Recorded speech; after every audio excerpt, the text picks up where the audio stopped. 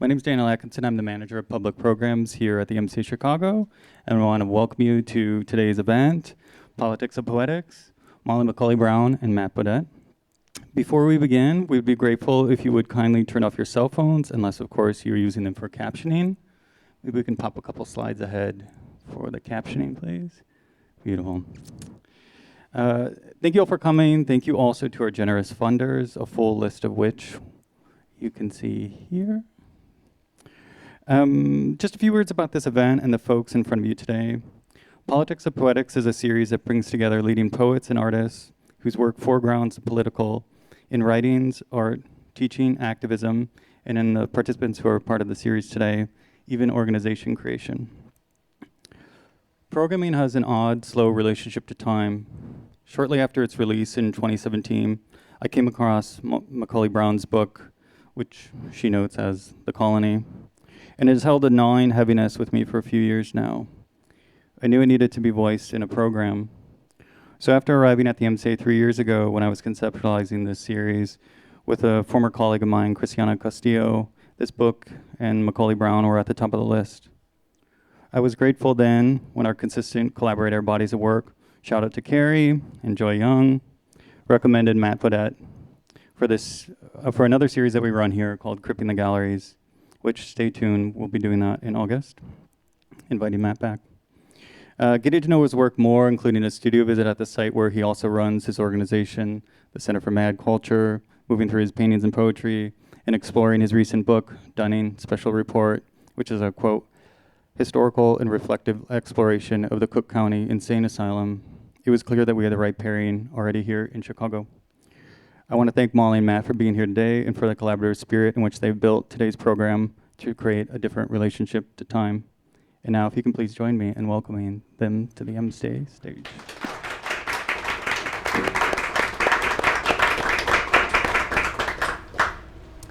And thank you to the MCA, Daniel, and to all of you for taking the time to be here, to be participants in this conversation. In sussing out a little bit of how this was going to take place, we had been in conversation around the kind of dynamics of poetry, readings, artist talks, any kind of presentation like this, and these structures of power that are inherent in that, and the ideas of who controls the authority of that. And both of our interests, both in disability and mad politics and studies, lend us to want to destroy these sort of systems, to madden them, to cripple them. And so our conversation today, as we go through this, will take place. Molly will do a little reading, I will do a little bit of question and conversation back and forth, but we're also inviting you to take part in that conversation during the event. So we want questions throughout. We want it to be participatory in that regard. So at any point in the conversation, if you all have questions or input, both Daniel and Bailey are going to be walking around. You can catch them with microphones to participate in that conversation instead of only waiting till the end.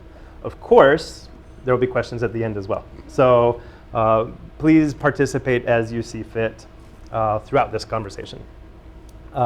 And to start it out just a little bit of history about Dunning and the background that I'm coming from as a preliminary kind of lead-in to the colony.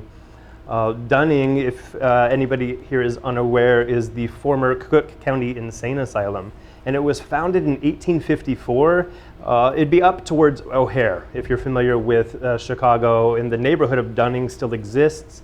That would be the former site. And there they had, in 1854, started a poorhouse. And the poorhouse was the initial sort of impetus for this. And it was a 3-story brick building, housed a ton of people in it. But there was a 2-floor wing that came off of it known as the Insane Department. And at the time, in 1854, it was a jail. It was not a situation that offered care. There were 21 rooms in it, 21 cells, basically, and care was sort of non-existent other than maybe slight medical care. That time frame expands, and in 1870, they grow to a massive new building housing over 200 patients. Within a couple years, they're already capacity, they're growing and changing. But we find throughout this history, and as our conversation today goes, it is continually confronting failure in care systems. And while they might have had great dreams in the beginning, it quickly fell to these sort of larger societal implications around disability and madness, how things were viewed, and these sort of corrupt politics involved in all of that. That leads us in through 1912, when Cook County finally sells the building and the entire sort of Cook County institutions to the state, and we then grow into larger, sort of more problematic things as culture shifts their understanding of disability into more eugenics kind of thinking. And that brings us to the Virginia State Colony for Epileptics and Feeble-Minded, which was a real government-run residential hospital in Virginia that in the mid-1900s was one of the major hubs of the American eugenics movement. And what that means in simplest terms is that from about 1915 until about 1955, thousands of people who either had or were perceived to have a variety of physical and intellectual disabilities were forcibly committed and forcibly sterilized there, not only without their consent, but often without their knowledge. They were told that they were being given appendectomies and were sterilized instead. The last official sterilization is noted in the colony records in 1955, but there's good evidence that sterilizations continued there into the 1970s. This institution was unique among eugenic institutions in that it remained an operational residential facility for adults and children with serious disabilities until 2020, when it finally closed down right at the dawn of the COVID-19 pandemic.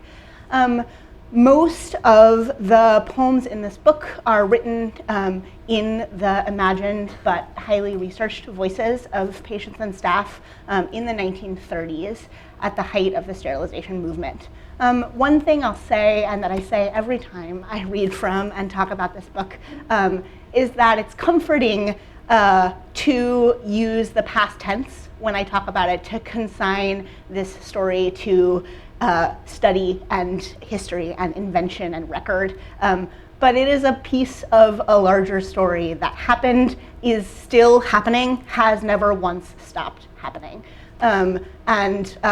While eugenic sterilization is no longer practiced on this scale, Buck v. Bell, which is the Supreme Court case that made eugenic sterilization legal in the United States, has never been officially overturned. The politics of blaming a particular population for social and economic ills, shutting a particular population away, declaring them criminal, denying them a stake in the future of the world, should sound familiar to anyone paying attention to what is happening today. And this first poem is the only poem I'll read that's set relatively close to the present moment. And it's called The Central Virginia Training Center, formerly the Virginia State Colony for Epileptics and Feeble-Minded. Whatever it is, home or hospital, graveyard or asylum, government facility or great tract of land slowly seeding itself back to dust, its church is a low-slung brick box with a single window, a white piece of plywood labeled chapel, and a locked door. Whatever it is, my mother and I ride along its red roads in February with the windows down. This place looks lived in. That one has stiff, gray curtains in the window, a roof caving in. We see a small group moving in the channel between one building and the next, bowing in an absent wind. He is in a wheelchair. She is stumbling, pushing a pram from decades ago, coal black and wrong. There is no way it holds a baby. Behind them, a few more shuffling bodies in coats. I am my own kind of damaged there, looking out the right-hand window. Spastic, palsied, and off balance, I'm taking crooked notes about this place. It is the land where he is buried, the place she spent her whole life, the room where they made it impossible for her to have children. It is the colony where he did not learn to read, but did paint every single slat of fence you see that shade of yellow. The place she didn't want to leave when she finally could, because she'd lived there 50 years and couldn't drive a car or remember the outside or trust anyone to touch her gently. And by some accident of luck or grace, some window less than half a century wide, it is my backyard, but not what happened to my body.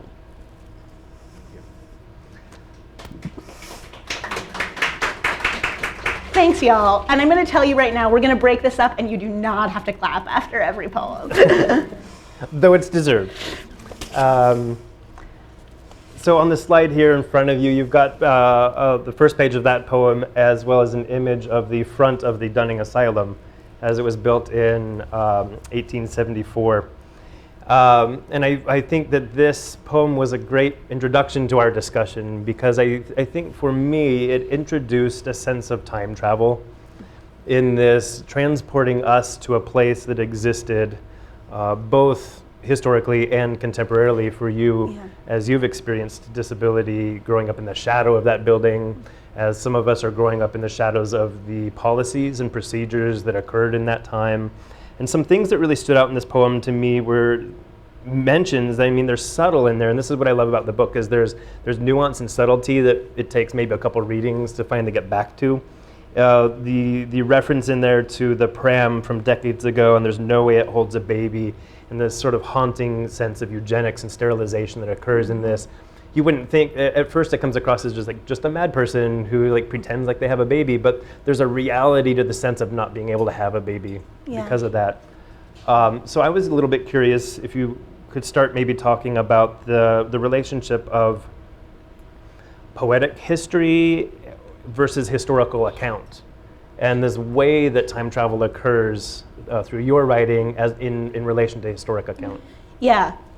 So I have referred for a long time to the kind of thing that animates this book as the informed imagination, right? Which is essentially what happens when we take what exists in the record and then we push and move beyond it, right? Another way to talk about this is Saidiya Hartman has this notion of critical fabulation. So essentially, what happens when we take what we can know and then we imagine forward. And one of the reasons that this is so important is because archives and records and the sense of what capital H history is are almost always kept by people in power, right? And so they foreground the perspectives and the sense of what is important that is kept by people who have privilege and have power, and almost always people who are committing the violence, right? And it is important for history and journalism to be very clear about where the limits of what we can know end, right? And where we no longer have facts, we no longer have records, and we no longer have archives. But one of the things that artists can do is take that imagination and then imagine into the lacuna of what the record leaves out, the perspectives that it doesn't consider valuable or important, right? And that's part of what the poems in this book are able to do, right? Is to take the information, the documents, the letters, the material that does exist, and imagine the perspectives that they largely leave out.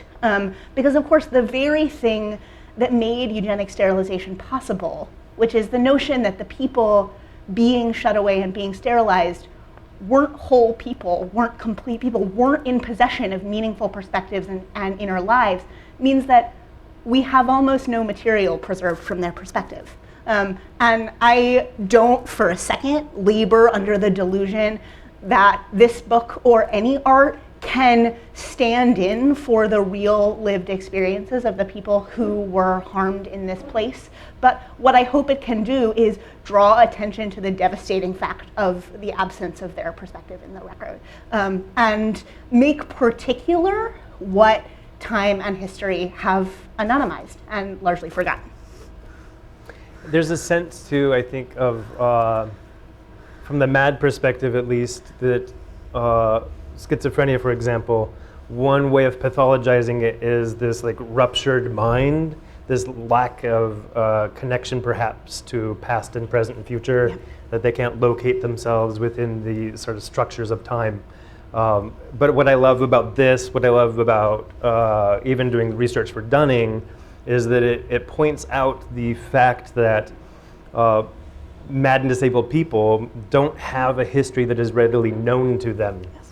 That fracture of time occurs because we have been removed from it. Yes. They don't offer us that archive. They don't offer us that history. So how am I supposed to relate myself to that sense of time when you have not given it to me in an empowering kind of way? Right. That's what I think is powerful about even poetic work or just historical work, is the ability to tie us to our own ancestors. Yeah, and I think that notion of being disabled as an identity that gave me ancestors and gave me a larger community was not that was not a sense of disability that I came to until adulthood, right?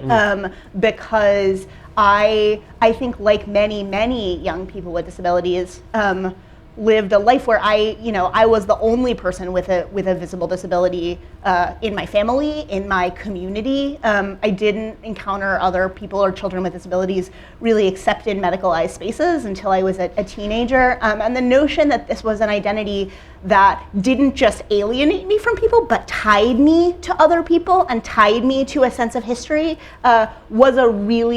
that was a recent discovery for me, and in some ways, it's not an identity and a discovery that I think I fully came into until I started doing research for this book, which is a kind of remarkable thing.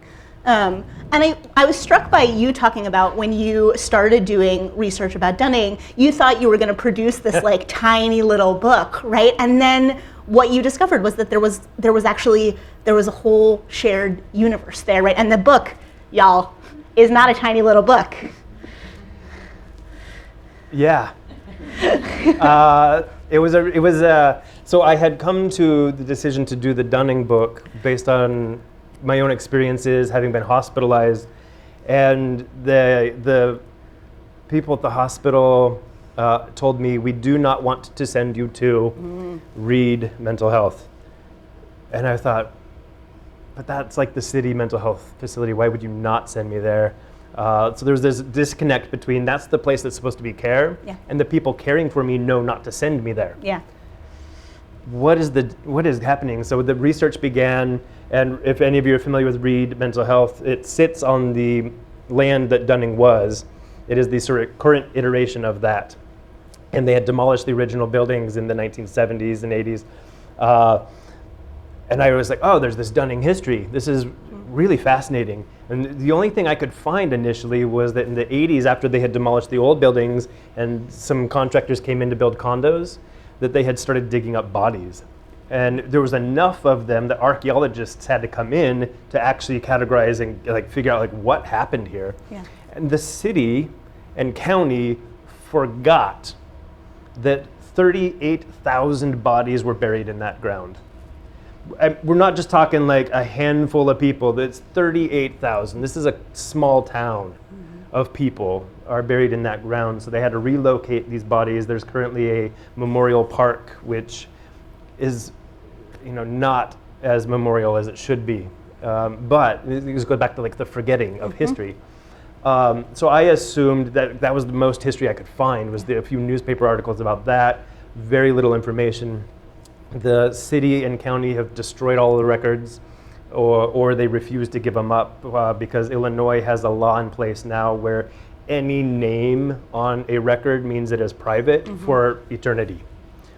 We've surpassed the sort of available information after 70 years of death or whatever, and they've just classified it all. It's gone.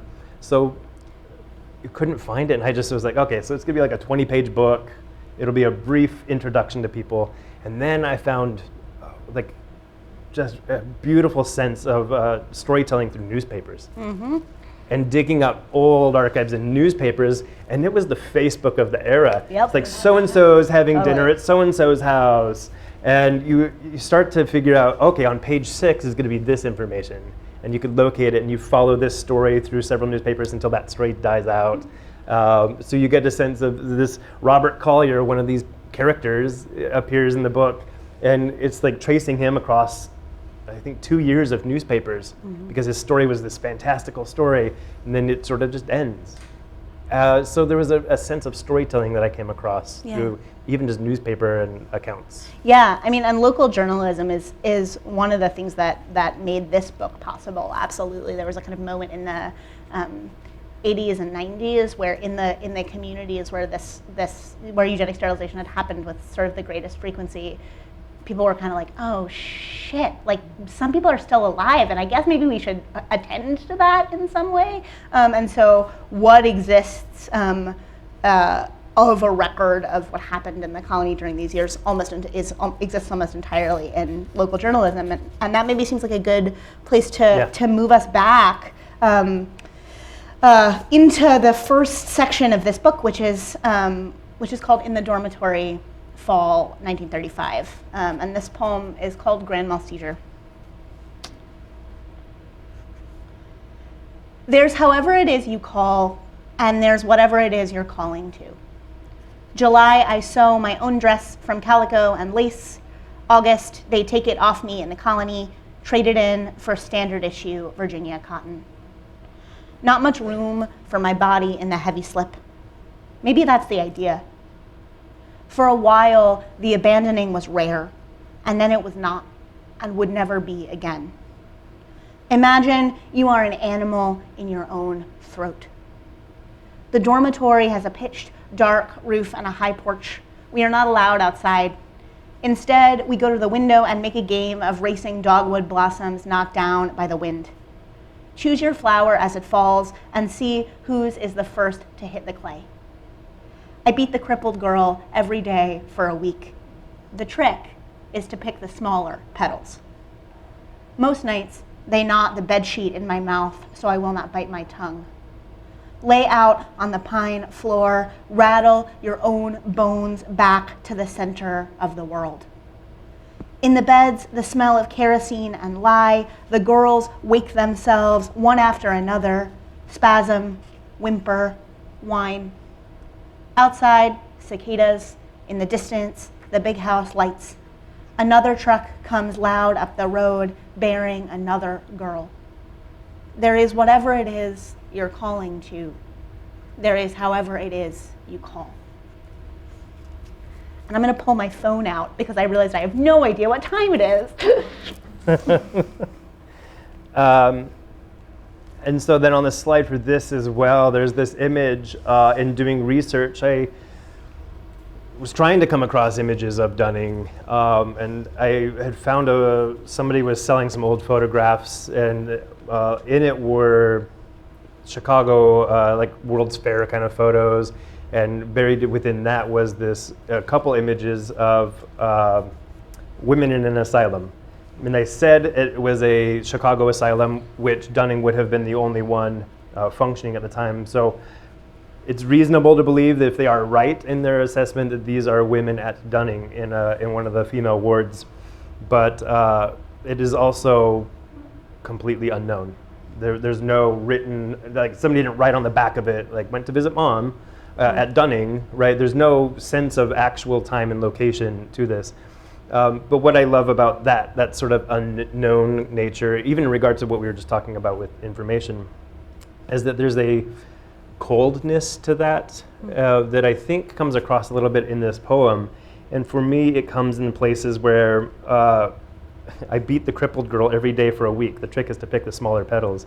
This sense of competition almost about like even calling the other person the crippled girl. Mm-hmm. And like, I'm not the crippled girl, I'm gonna beat the crippled girl. Mm-hmm. And this way that power systems pit us against each other in odd ways. But then also the part where talking about grand mal seizure and placing the bed sheet in the mouth, and there's a sense this kind of lack of humanity almost is just the medical thing. You just do this, let them get through it, and then I move on. So there's all of that, and then amongst that is this indication too of like the way that people are treated as animals, that their sounds become animal-like, mirroring the cicada sounds in the exterior of the room. Yeah. And all of that prefaced at the very beginning and then the very end of with the line, there is whatever you're calling to. I'm curious, what are you calling to? What do these poems represent for you in terms of what they are calling to?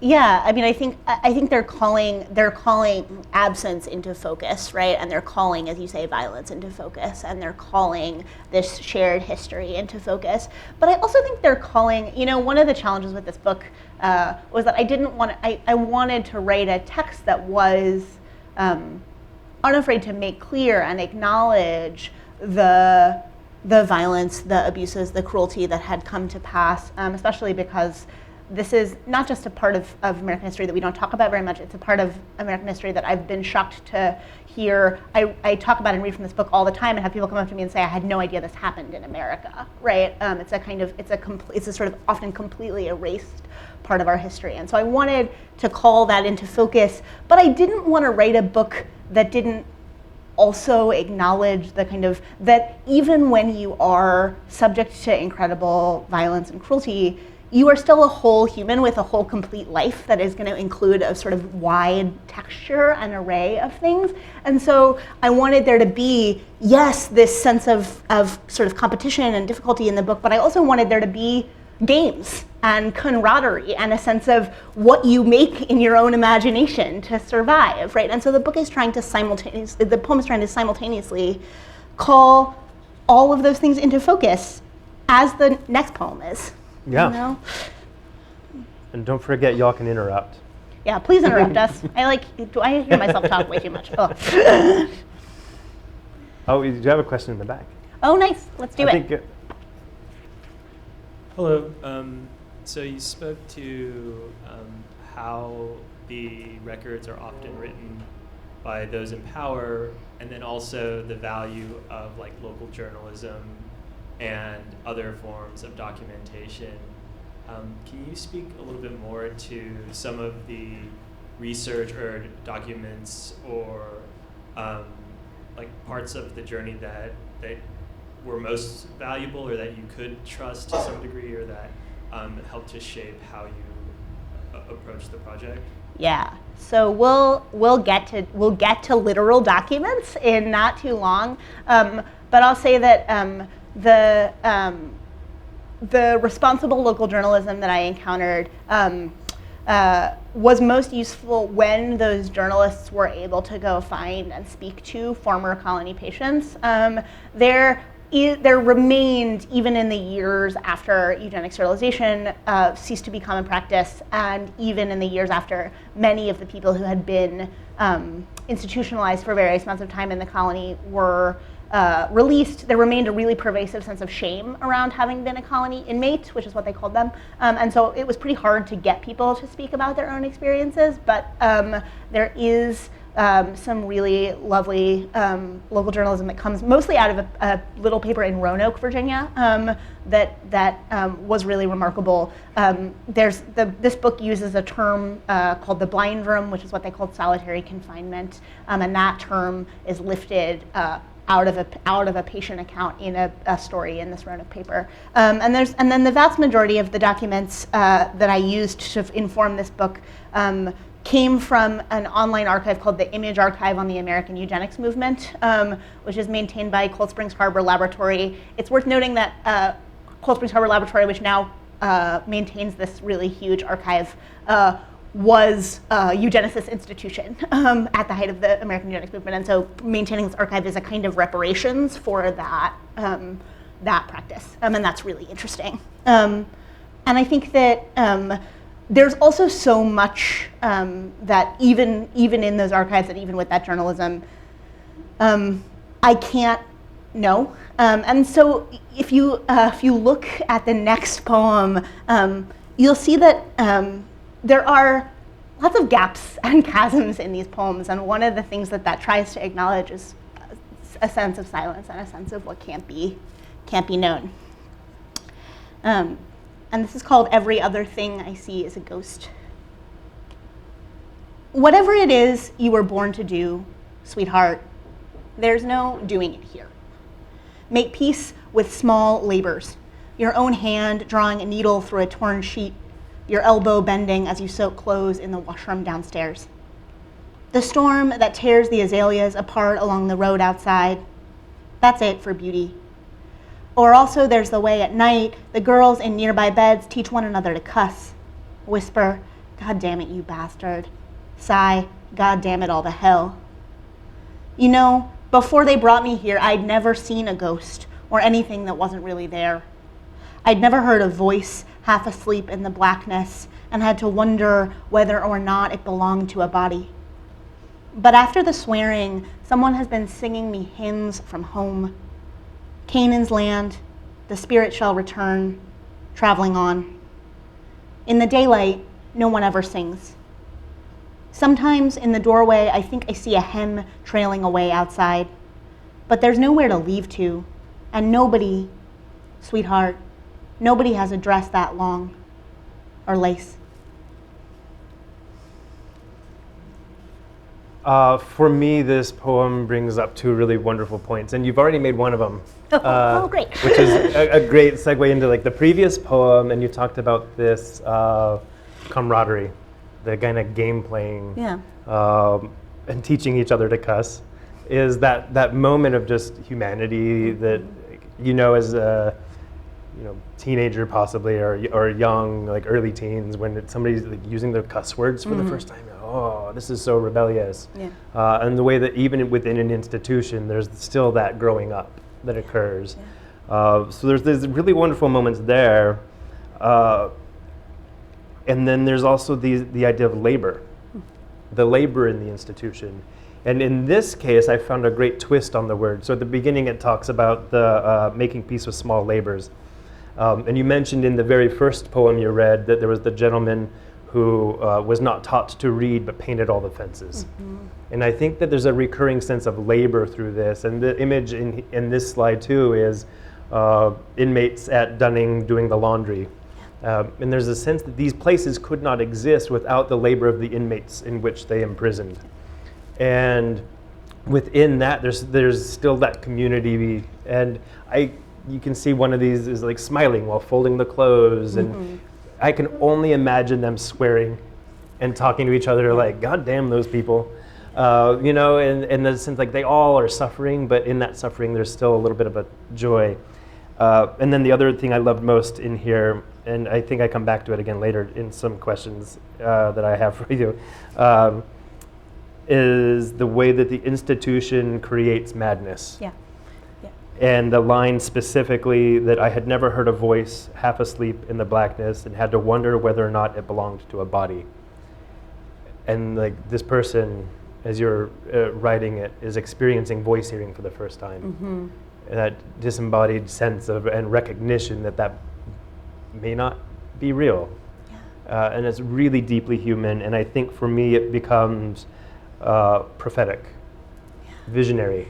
Yeah. And there's a carry through in this of the beauty of that moment. Yeah. And I don't know if I have a question necessarily here, other than to ask you how that plays into your sense of the colony. Yeah, I mean, I think that I got really interested, as I know you did, in sort of like what happens to people inside these spaces in terms of not only what is done to them, what is enacted upon them, but how do their own interior and exterior lives shift as a result of this confinement.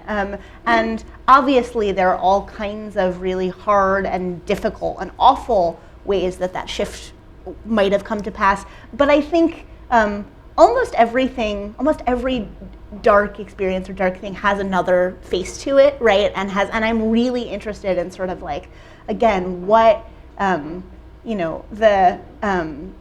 Milton has a famous line in Paradise Lost where he says, the mind is its own place, it makes a heaven of hell and a hell of heaven, right? And I love this idea of the mind as a place which can constitute things, make a place. And obviously sometimes that is disquieting and hard and difficult and uncertain, but also sometimes it's beautiful and revelatory and magic, and those things can exist at the same time, right? And that is, I think, really powerful. Mm-hmm. Yeah. For me, that leads actually into the next one. Great. Which I'll preface it just like I think that the next image, so if we go from this like heaven of hell, hell of heaven, this sort of like silly folding the laundry faces that occurred in that last image, and then this one with the women in the cage, this place where the perhaps more violent or the more, most likely just the more complaining, the more vocal are people are put into this sort of cage. And I think it has that duality as you were talking about. Yeah, yeah, and this this image, I found this image in Matt's book and immediately was like, okay, well, we have to put this image on a slide, right? It has to go somewhere because it's so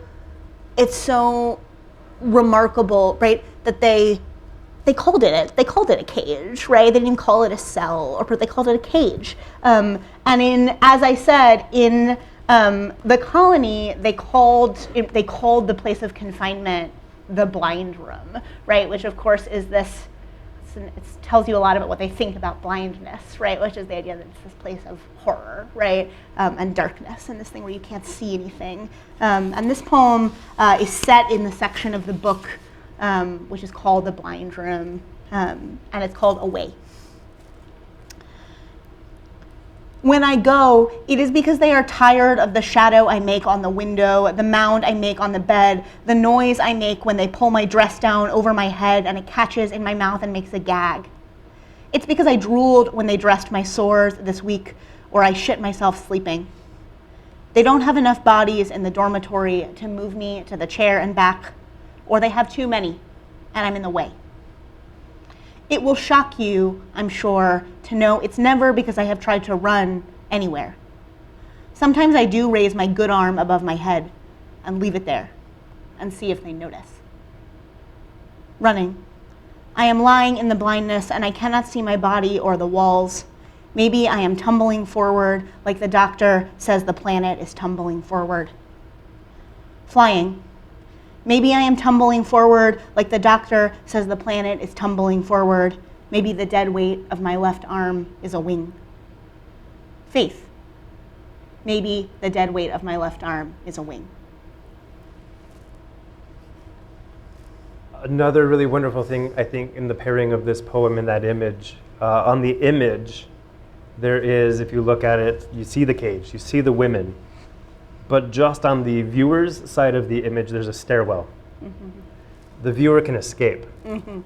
The viewer of this can walk away or upstairs or around. Mm-hmm. And I think in here there's a beautiful sense of being captured mm-hmm. and held, but the dream of walking away or flying away by the end of it. Yeah. And the sense that these women could see that staircase.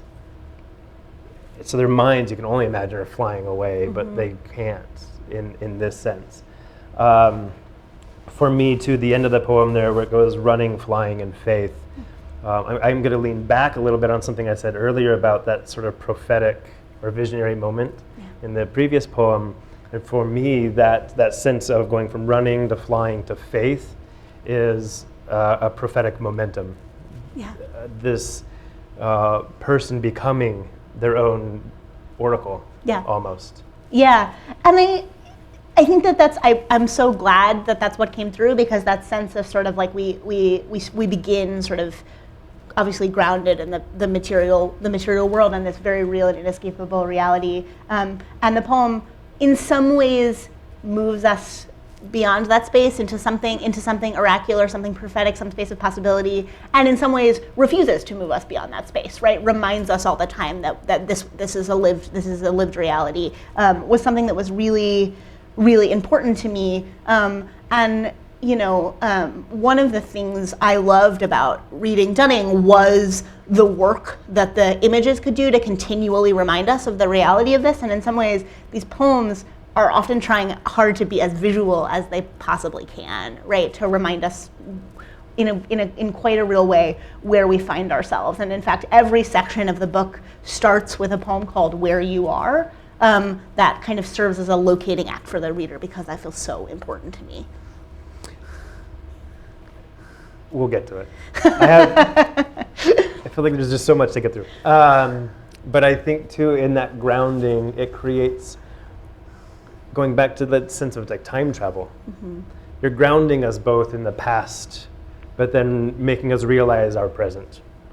And for folks with disability, I think you go even a step further in creating that poetic history and its relationship to the archive, and in placing all of these disparate times in the same moment is an act of faith is a prophetic move. Yeah. That's to do that is to be mad.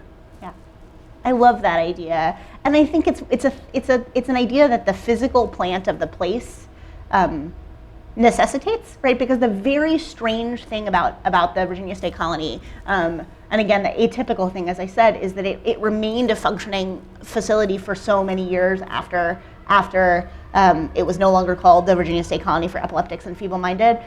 But because, like so many things in the American South, it was built on an enormous amount of land, instead, when the original buildings fell into disrepair, instead of either rehabbing them so that they were up to code and renovating them, or knocking them down so they could build new buildings, they just built new buildings next to them on all the available land. And so the place itself engages in this kind of time travel and is multiple places at once, right? It's a palimpsest, it's this functioning facility, and then you can literally see through it into everything that it has been.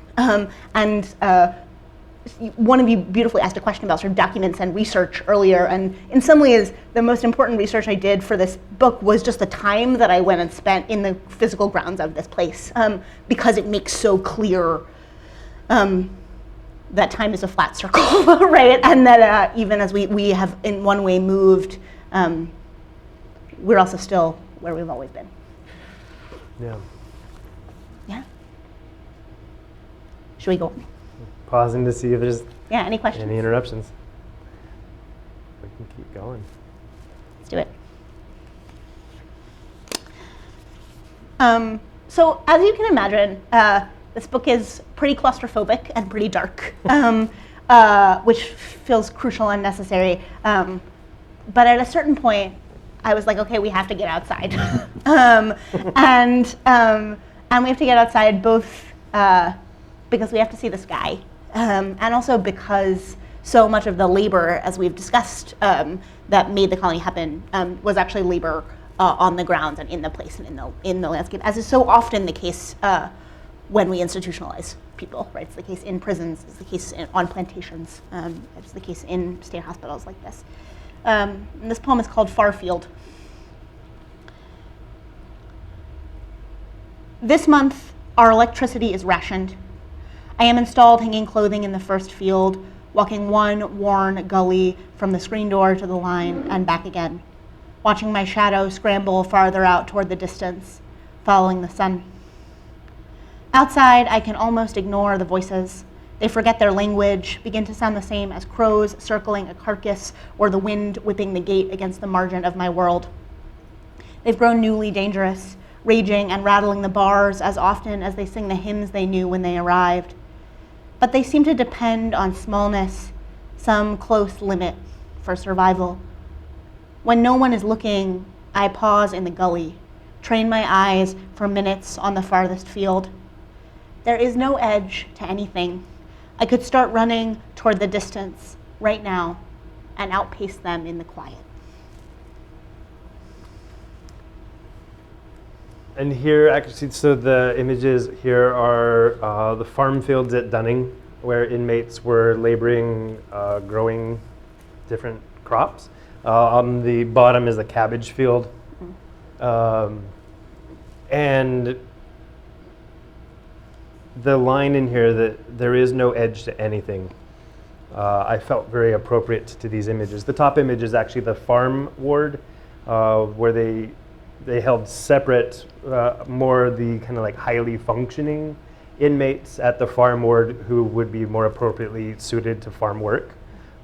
They would house them in that building, and then they would work on, they had chicken coops and pig farms and the cabbage fields, bean fields, they had all kinds of crops. And those all fed all of the other county institutions, including hospitals, orphanages, and different places. And so this labor becomes a huge matter of importance to the county in sustaining all of this work.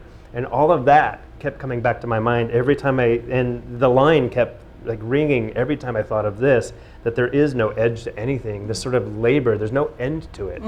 And this sense of even, I could start running towards the distance and outpace them in the quiet, but at the same time, there's no edge. Like you're gonna continually keep running and running and running and running. And I feel like there's a little bit of that in here because there's kind of scattered throughout the poetry book are these hints at running away, but it never really occurs. You can't. It doesn't materialize, right? And it can't. At Yeah. some level, there's no edge to anything.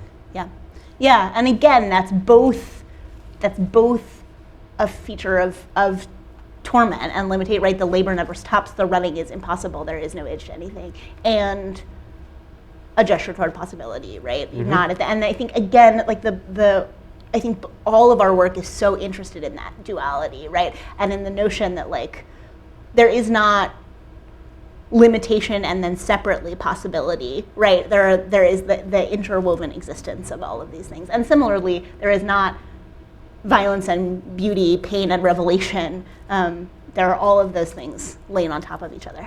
Which is why I think even the title of this series, like the Politics of Poetics, is it references this, right? Yes. Like the existence of these people, the fact that they got to play games, the fact that they were laboring, all of this is political.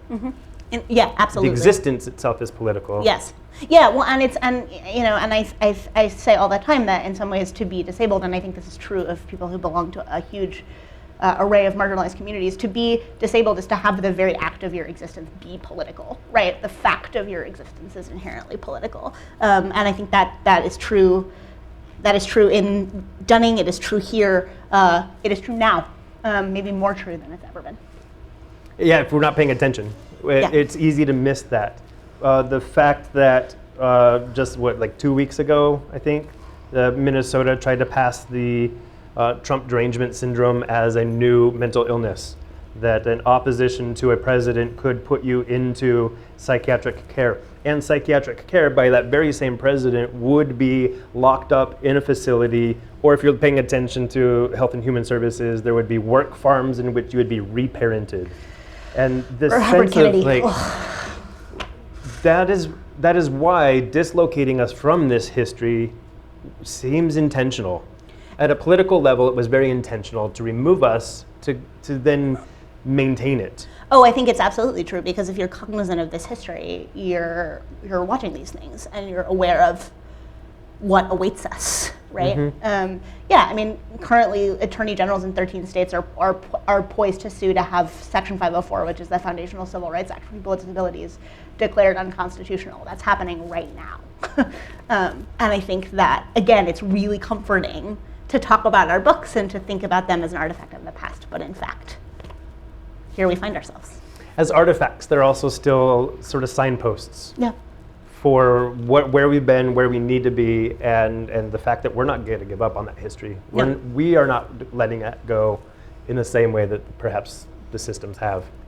Exactly, and that in fact, reclaiming, speaking into that history is crucial to empowerment and to our survival. Yes, we have a question. Yeah. Yeah, I was thinking about, as you introduced, I just saw something about the Trump derangement syndrome, and I thought it was so interesting to be proposed, and it was wild. But also, like, that happening at the same time as Section 504 being attempted to be repealed, as it's tied to, like, they've separated it even from disability, right? Because a lot of the reasoning that they're pushing it forward is because gender dysphoria can be considered a disability at the same time that people are also introducing new disabling terminology. I guess my thing is like how, Lynn, thinking about like how Section 504 allows for mainstreaming of disability and like then the framing of isolation and like institutions. So I guess, what do you think about that interaction with the archives that you've created? Yeah, I mean, I think we've been talking about this, right? We've been talking about the way that, like, the establishment of a kind of archive and a kind of history that talks back to the official archive is a way of combating isolation, right? Of creating community and connection and knowledge where there was once sort of shutting away and siphoning off. And I think it's not an accident that they are simultaneously pathologizing an increasing number of things and then trying to erase support for a whole array of people who have those quote unquote pathologies, right? And in fact, the whole campaign around American eugenics. There were literal propaganda postcards that were mailed to people that had pictures of children who had a variety of visible and invisible disabilities, and essentially it was like a whole fear campaign that was basically like, if we don't shut these people away, if we don't sterilize these people, like, this is what all of our children are going to look like, this is what's going to happen to all of us. And it's amazing to see that rhetoric repeated, right, for instance, around the lives and existences of trans people, right? If we don't shut these people away, if we don't pathologize them, if we don't remove them from society, everyone's going to be trans, right? Everyone's going to end up like this. And the idea that that is horrible, right? That is both inevitable and awful. That rhetoric, we see it happen again and again and again, but it depends on isolation. And it depends on separation, because where there's community, where there's knowledge, there's an immediate rejection of that way of thinking. And there's solidarity. And there's possibility. Hope. Hope. I think in here, the faith. That like running Yep. and into faith and this flying. And what I have always loved about Chicago and the disability community here, the empowerment that occurs, is that it flies in the face of everything I was taught about being mad. Is that I would be alone, I would be on medication my entire life, I would be X, Y, and Z down the road. Like, I was told all these things about how I should be. And when I got here and I got engaged with artists in this community, I was taught that I am never alone in this. In fact, I can by choice be alone because I need that time and I need the rest and I need whatever it is, but that I've always got people who are behind me and with me and around me. And like, this is like combating that isolation. And I think appropriately so is that we also need to understand that in relation, as was brought up, with our trans friends who are currently battling many of the same horrible kind of political rhetoric that the disabled folks have also been facing, and that we need to be able to say, as a community, we're also standing with this community, we're also standing with this community here, and right, we branch out in these really unique ways that are non-capital in regards to how they function, Yeah. and more organic and beautiful and connective and about rest, about time, about slowing down and being present and understanding each other very differently. That's also what I love about poetry, Yeah. is that it demands at some level that we slow down and be present with somebody in a way that we are perhaps not used to with language. Yeah. And I think that's exactly right. That it makes clear that multiple connections and multiple realities are true at the same time, right? We are not going to make it through all of these, so I think we should do a couple more that you're most interested in talking about, and then we should open it to questions if you want. yeah. But yeah. I'm gonna put it on you to decide which couple more you want to do. Oh. I know. It's mean, Matt. I'm sorry. Okay, so I'm going to skip this one. Enjoy it for a second. I'll just point out. That image is beautiful. So there's a really wonderful connection that Molly had made. Without reading the poem, it is in a section regarding sort of the chapel and the church at the colony. And you'd made a really wonderful connection to water therapy at Dunning and at many asylums, and that relationship to water as this baptismal idea, this saving grace, or in this case, like a therapeutic sense. So there was a really beautiful and saint-like gesture around water that I think comes up in here. So get the book, read the poem. This was a secret plan to make you feel like you had to. But this is actually the one that I wanted to definitely get to, is the Dictionary of Hereditary Defects. Yeah. So I'll say the vast majority of poems in this book, as I mentioned, are written from the voices of imagined patients. But a handful of the poems in the book are written from the point of view of imagined staff at the colony, people who worked there. And this felt really crucial to me for a variety of reasons, the most central of which is that I think it's really comforting and easy to look back on moments like this in history and think, okay, that was perpetrated by monsters, right? By people who are nothing like me, who are nothing like anyone I love.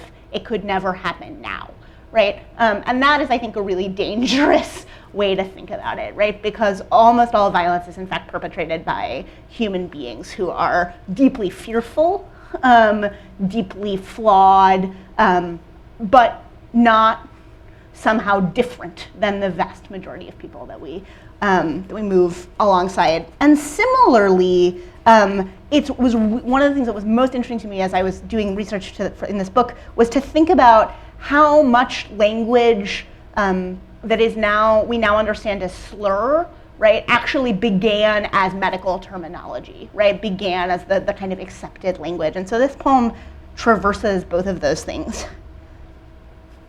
A dictionary of hereditary defects. It's shocking, really, how many ways a being can go wrong before they're even born into the world. Cretinism.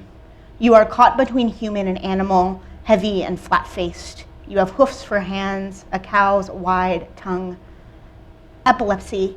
You are destroying yourself from the inside out. Feeble-mindedness. I could shout into the cavern of your mouth and hear my own words echo back off the high walls of your head over all the blank space of your brain. This is the most useful noise that you will ever make. Idiocy. You cannot even reproduce my echo. You are living, yet already your body has started to decay. It knows you are not for this world. You go limp or spastic, turn to stone or slime. At home, I drown the smallest kitten in the litter. I hold its head under the water for a minute, feel its heart stop with my thumb. It's done. You are not for this world. It would be cruel to let you replicate yourself and make another creature fated to crawl around, feeble and stunted, yowling for absent milk.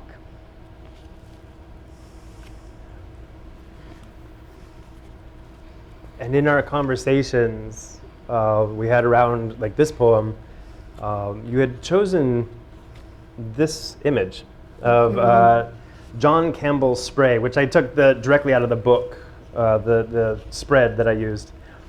And there's an interesting choice that relates so much to the use of language in here.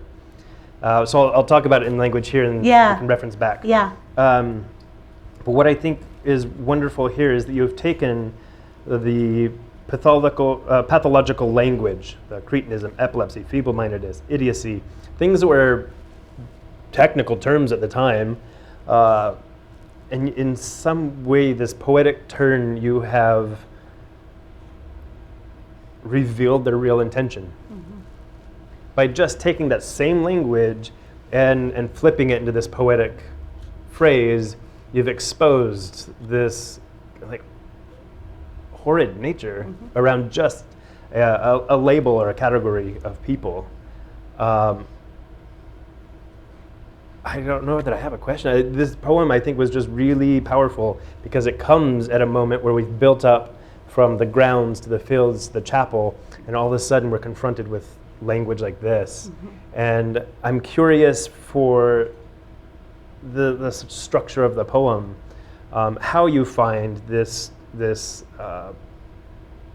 categorical language functioning as this thing, middle mark almost. Yeah, I mean, so to refer back to this image, I'll say that, you talked about this being one of the few images in the book that you had sort of designed and manipulated in a really intentional way so that this man's face and this man, will you tell them a little bit about who he was, just briefly? Yeah. So John Campbell Sprague came in as the superintendent of the Dunning Asylum at a time in which they had just confronted a major scandal which upturned the entire Cook County administration. Many of them ended up running. They should have been in prison but weren't. So John Campbell Sprague came in as the superintendent, supposed to fix this, but was just a horrid human being. He ended up being tied to one of Chicago's earliest mobsters and utilizing Dunning as a way to siphon money from the county, to also overfill it with people in order to demand more money, more building, while at the same time undercutting all of them. He allowed, not to get too graphic, I guess, but he allowed male staff to have keys to the women's wards, which led to severe abuses and a large number of unintended pregnancies to occur. The county just was like, oh, why is this happening? We don't get it. So this is the type of person we're looking at with John Campbell Spray. And the intention here throughout the book was to tell the people's story, the inmates. And here, there was a quote by a newspaper reporter that Dunning was a tomb of living masks. And I wanted John Campbell Spray to be the living mask. I wanted to obfuscate him. I wanted to have his own name destroy himself. That he becomes the impediment to his own being and progress. Yeah. His name is then forever kind of cast over him. Right, across his face, right? And I think similarly, I think that the way that the poem functions is to suggest, just as you say, to suggest that this language that at the time was the kind of unimpeachable correct language, the way to think about something that was just scientific, that was just right, that was just medical, is in fact possessed of this like enormous moral complexity, right? And to suggest that like this thing which was theoretically objective, right, is in fact completely possessed of a moral agenda, right? And that is the thing that I want to bring forward and kind of put over the lives and the faces of the people who did perpetrate this violence disguised as care, right? Yeah. I also snuck in a painting on the side here because I wanted to also note, like, even in design choice for this John Campbell Spray, it is a device I tried to use frequently, artistically, in I think exactly a way that I felt mirrored what you were trying to do here in that poetic turn. Is that then, so the painting is off of 1887 painting, the clinical lesson at La Salpêtrière, in which Charcot, who's this famous psychiatrist, is the one who coined hysteria as the like new terminology of the time. And he's presenting this woman to this array of course, young men who become the next psychiatrists. Yeah. This like empowering idea. And every one of them has a name, and we know they historically are all important doctors, but very seldom is she ever named. Mm-hmm.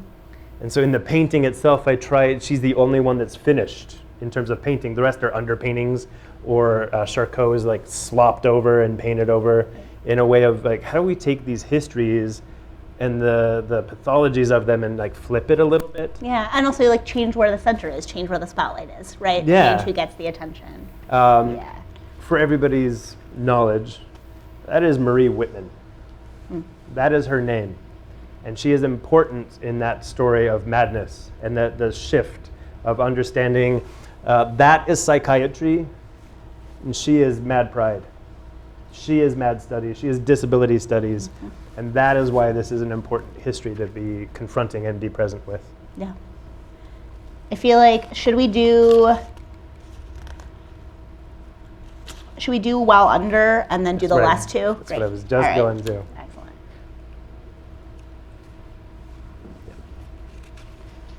Excellent.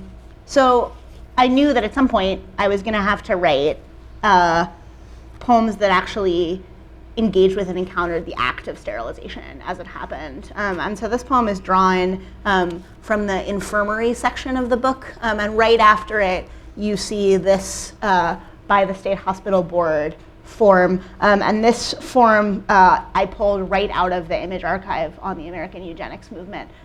So the name is invented and the number is invented, and it's the first time you get a name in the book.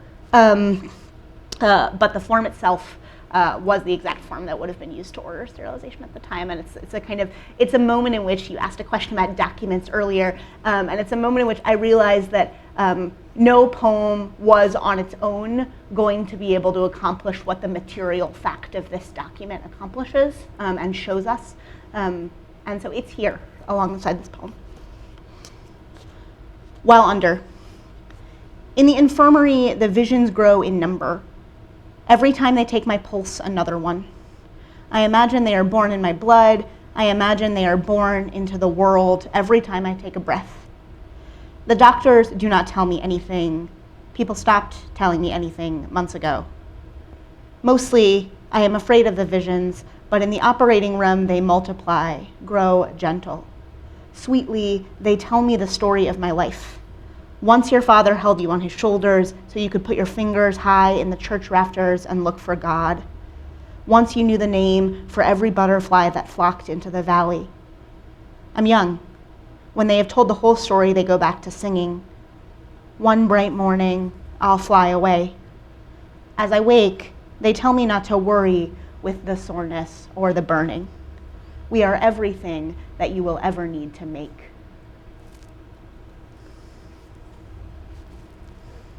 And there's an interesting turn in this for me. The line that the doctors do not tell me anything. People stopped telling me anything months ago. And it's this relationship, I think, to one's own experiences of care and the authority to make choices for yourself. And the presumption that disabled folks are unable to understand the complexities of this care and what it actually is doing to their bodies. In MAD terms or psychiatric terms, it's anosognosia, this idea that you cannot understand your own mind or disability. And here, what I appreciate in this, which becomes a very difficult section because of even the named in the records, where you start making it very personal, is that you've also got these visions, going back to the sort of oracle and the prophetic. You have these visions that start to occur for the sort of narrator of this that are so beautiful. The father carrying the child to put the hands in the church rafters and ask them to look for God. And I think there's just such a wonderful way, and you're going to get to it here at the last poem, of understanding the suffering of one's position.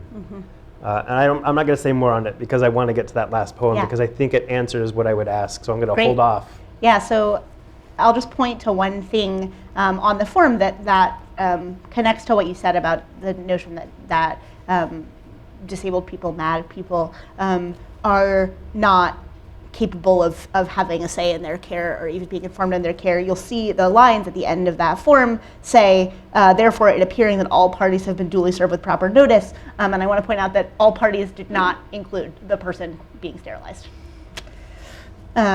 So there are two poems that end the book that are very, very brief, and I'll read them back to back, and we'll have a little bit of a conversation, and then for a few minutes we'd love to open it up to you. I said earlier that almost all things, almost all experiences have multiple facets and multiple faces, and these two poems sort of take that idea to its logical extreme in some ways. So this is called After All, Nothing. One morning I wake up and the visions are bees pouring from my belly into the globes of my eyes. Someone hurls a shoe at me to stop my screaming. Otherwise, no one comes. I pass an hour like this. This is what no one tells you about suffering. Other people visited upon you, and then you visited upon yourself.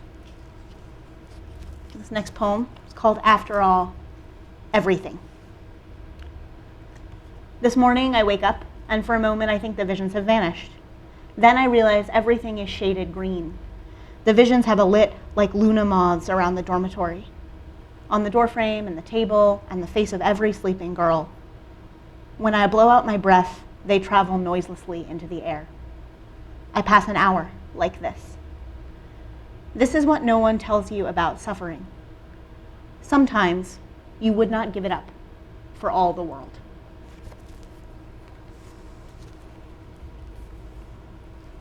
And I appreciate the ending on that note. That there's an acceptance in that little phrase that you wouldn't give it up for all the world. That is, you know what? Sometimes, as hard as this shit is, it's me. My life is my so life. My selfhood is my beautiful. selfhood. The pain and the suffering, even the line in the previous, after all, nothing, that suffering, other people visit upon you and then you visit upon yourself. Even that is mine to own. Yes. And I think that the ending on this, that these visions, the green that occurs over everything, there's a moment in there where the madness, the disability, all of it is good. Yeah, absolutely. That is good, right? Which doesn't make the violence good, No. or the institutionalization good, or the suffering good, but it makes the life good, and the selfhood good, and the personhood good. And it felt important to me to end on that note, not in denial of all of the cruelty and all of the damage and all of the lack that comes before it in this book, but in embrace and acknowledgement of that, and of a whole selfhood that persists through it, and nonetheless, and is made by it into a thing that is at least as beautiful and revelatory and strange in wonderful ways as it is damaged. Yeah. Thank you for that. You have other books. I put them true. there. Thank you. I put That's them so there. nice. To reference that there is plenty more of this. I could go on. I could ask you a lot of questions. You also have other books. There's wonderful, wonderful work to be had. But yeah, we want to give. We're over time, but we want to give you guys just a few minutes to ask some questions and have a little bit of a conversation before we wrap it up.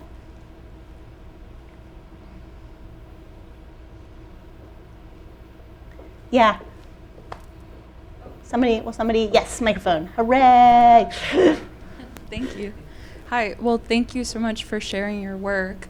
Obviously, the poems, you can feel the fear, the pain that that a lot of these patients or people felt. And I wanted to ask if during your research, if it ever felt, because you had to like embody their experiences, if it ever felt like too much, or how you had to cope or Yeah. deal. That's a really good question, and I'd actually be interested to hear how Matt answers it too. It absolutely did feel at times incredibly heavy, and I actually wrote the first draft of this book within a really concentrated amount of time. In the first draft of this book, I composed in about 3 months, and I think in some ways it had to happen like that because again, there needed to be the kind of intensity and claustrophobia that characterized this space. But I also think I sort of had to like just let myself fall in and do it all at once, because I think if I had like come fully out, I never would have gone all the way back in, right? And I think the thing that and there were absolutely moments. There's a poem in this book in the blind room section, which is a poem about it's a poem about sexual assault, which is a thing that happened very frequently in this space. It's a poem that was so hard to write that I like physically threw up after I wrote it, and I still like very rarely read it out loud because it's like it was heinously painful. But the thing that I felt sure of was that it mattered that I was doing this articulation, and it mattered that I was grappling with this material and trying to tell this story, and that what would be there as a result would hopefully be more light and more revelation and more knowledge than was present otherwise. And that's the thing that I think makes it possible to engage with material that feels really heavy, really painful, really difficult, and really dark, is the sense of like there's a reason that I'm doing this and engaging in this. And also I understand it as an enormous privilege of my life that really just by virtue of an accident of time, this is not a thing that happened to me, right? And so it also feels like my responsibility, right, to be willing to look at that and articulate it and vocalize it. And I was very cognizant of that. And I would go right off of the tail of that as this like feeling a sense of some responsibility to it. I feel fortunate in my case that I'm also healthy enough to confront some of this. In previous years of my life, I may not have been able to comprehend and really, really sit with some of this information. So I feel fortunate that I'm both in a healthy place, but then also recognizing that in that healthy place, I have a responsibility to this now. Because I can do it and others may not feel like they could safely be there. So I feel like this, at some level, is like a trial by fire for myself of I am going to sit with this and present it to others because nobody else has. And I have to be present for that history I have to be a witness of that history, as difficult and dangerous and at times like nauseating as it really can be. We have to have witnesses to it, to remain and to propel it into other times. Yeah.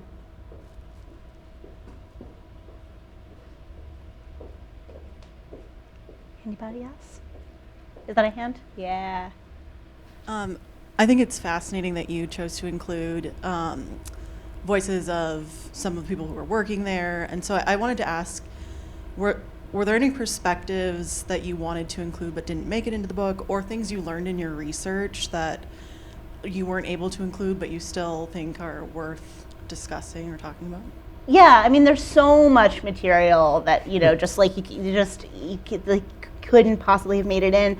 And I'll just talk, like one central choice, for instance, that I made in the book is that all the patient voices in this collection are voices of women, right? Women were not the only people sterilized in this colony. Men were sterilized as well, not in quite as great a number, but they certainly were. And I made that decision partly out of an awareness of the limits of the informed imagination, right? I felt like I could ethically and convincingly write into the imagined consciousnesses of female patients in a way that I didn't feel like I could do as effectively into the imaginations of male patients. And so there are not male voices and perspectives in the book, except actually in terms of staff members, because of course all the doctors were men because it was the 1930s.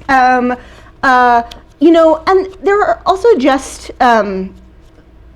there are so many sort of true facts that the book couldn't acknowledge because I needed the fidelity to be to the kind of emotional reality of the place, rather than to like, this is a comprehensive guide to eugenics in America, right? And eugenics touched so many other populations, right? In addition to the population that's articulated here. And so I'm very aware of the limitations of the book and sort of what it can't do. But I ended up feeling like sort of concentration and compression were a necessary part of telling the story in a compelling way. And then at a certain point, I just had to stop. I think at some level too, we've acknowledged that like certain histories are told, typically in some of these cases, or most of the cases, by the psychiatry, the eugenics movement. Those are the people telling the story. And here we have a poem, a set of poems by you, a Dunning book by me. I hope at 50 years in the future, somebody's sitting here being like, you know what Matt got wrong? Yeah. Oh my God, please. Because I can't include everything. So I've got something wrong in there. And I think the idea is that we're doing this to propel the next conversation. Yeah. And I'm going to admit, like, I did something wrong in here. I had to have. I couldn't include all the information. And there's weird stories. There's a lot of, Dunning was also a big tuberculosis hospital for Chicago. And so there's a lot of tuberculosis stories and mismanagement that I had to make the choice. I'm leaning into the mad stories as opposed to the stories of tuberculosis. So there was experimentation on human beings, basically, for tuberculosis at Dunning. It resulted in many murders. I can't totally include that because it's just the nature of what needs to be told in this context didn't necessarily seem appropriate.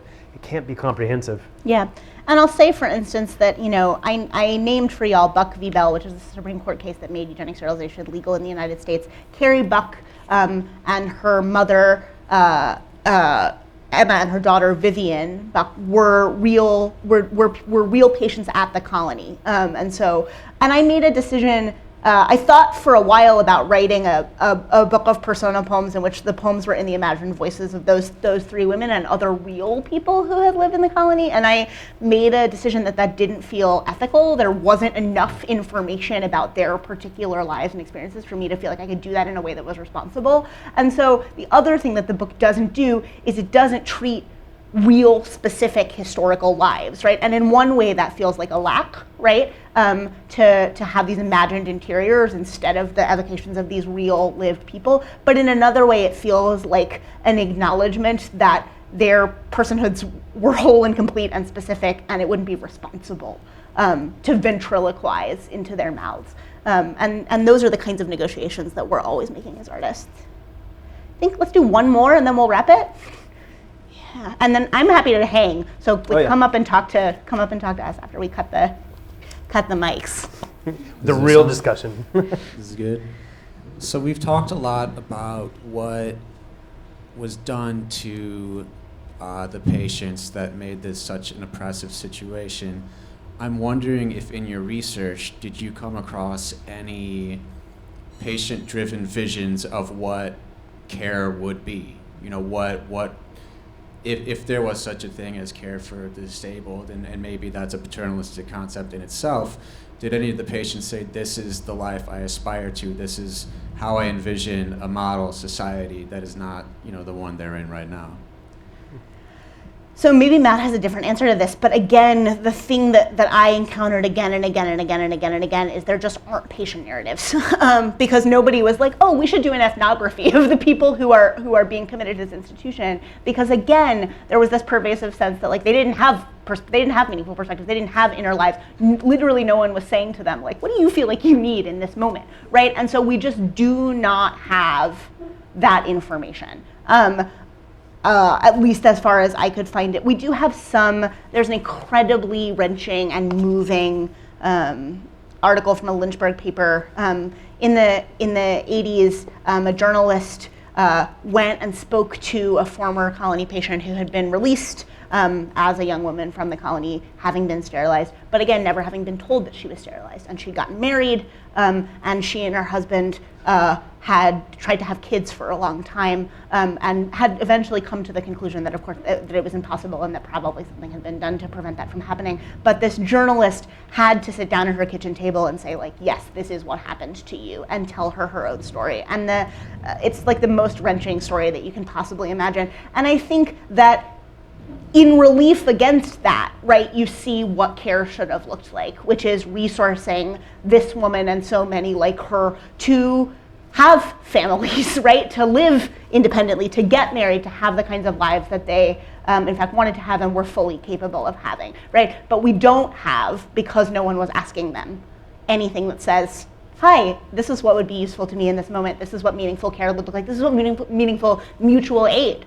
would look like, right? This is what it would look like for me to be a fully integrated and recognized member of society, because nobody was asking that question. Yeah. I think there's a lot of that, the mad just don't get it. So no, they didn't necessarily propose alternatives to care or other visions, other than there are a couple instances. Frank Collier happens to be one of the people in the book who you could navigate his story across newspapers over time.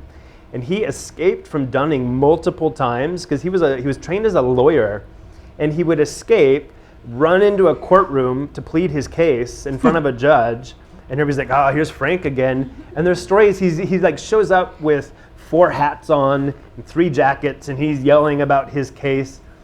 But it turns out he's a little bit right. And in this pleading, he's continually talking about his coherent nature. They very often in the telling of the story, whoever's writing these articles is just pointing out how absurd he looks. And very seldom are they talking about the way he articulated his argument. Mm. And I find that to be a very fascinating sense of, like, he's pleading for his case, they're just pleading that he looks insane. Another instance is that at Dunning there was I had to verify the date here, it was 1897, they had art exhibitions at Dunning.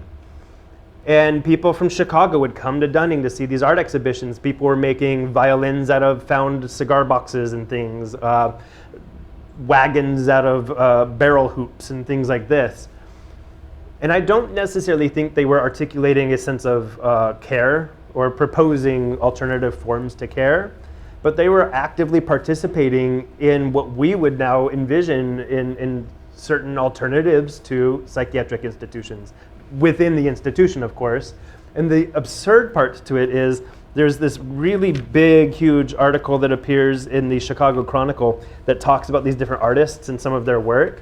And in it, the quote is, the the artwork indicates that there are some for whom, quote, the flight of reason has not apparently at least brought unmitigated misery. And he talks about the sort of genius nature of this work, but with derogatory language, which then is like, isn't it amazing to think of what they're capable of? Too bad they're not. Right, there's always this like undertow to who's telling that story, and then saying, like, look what happens if they have tools, but we can't give them saws. So yeah, like they may not have been articulating care, but they were participating in their own sort of self-advocacy in some level, which I find very powerful and kind of hidden within that narrative. Yeah, and it's what both of these books, I think, are trying to articulate and elucidate, right? Thank you all for hanging in there with us. Thank you so much.